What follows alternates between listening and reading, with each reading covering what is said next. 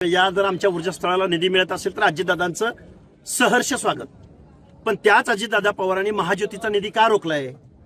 त्याच अजितदादा पवारांनी महाज्योती अंतर्गत PhD फेलोशिप करणाऱ्या मुलांचं मानधन का रोखलंय? सारथीच्या मुलांना 1 स्ट्रोक 8-10 लाख रुपये त्यांच्या अकाउंटला भरणारे अजितदादा पवार, पण महाज्योतीच्या मुलांच्या बाबतीमध्ये अशी तुझ्या भावाची वागणूक का देत आहे? आजपर्यंत ओबीसीचं एकही वसतिगृह एकाही जिल्ह्याच्या ठिकाणी पायाभरणी केल्याचं मला वाटतं नागपूरला काहीतरी पायाभरणी झाली. असं का होतंय? असं का दुय्यम वागणूक दिली जाते? त्यामुळे ऊर्जास्थळावर येणं ही त्यांची जबाबदारी आहे. आम्ही त्यांच्यावरती जबाबदारी टाकलेली आहे. पण 1% पलीकडे जर ओबीसीना बजेटरी तरतूद जात नसेल तर मग आम्हाला भावनिक करताय का तुम्ही?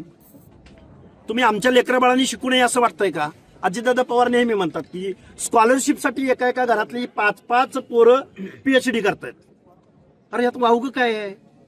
उलट अभिमान वाटला पाहिजे महाराष्ट्राचा उपमुख्यमंत्री म्हणून किंवा महाराष्ट्राचे केअरटेकर म्हणून तुम्हाला अभिमान वाटला पाहिजे की एका एका घरातली पोरं 5-5 पोरं PhD करतायत. अरे तुमच्या पोरासारखी फ्रॉड भ्रष्टाचार 500 रुपयात 1000 कोटीचा भूखंड तर लाटत नाहीत ना.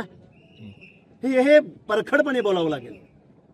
अरे सावित्रीमाई आणि महात्मा ज्योतिराव फुले सामाजिक न्यायासाठी बंधुतेसाठी अख्खी हयात घालवलेली माणसं त्यांच्या ऊर्जास्थळावरती येत असताना आपण कसे वागतो आहोत? या पवित्र स्थळावरती आपल्याला येण्याचा नैतिक अधिकार आहे का? हे राज्यकर्त्यांनी स्वतःचं आत्मपरीक्षण केलं पाहिजे.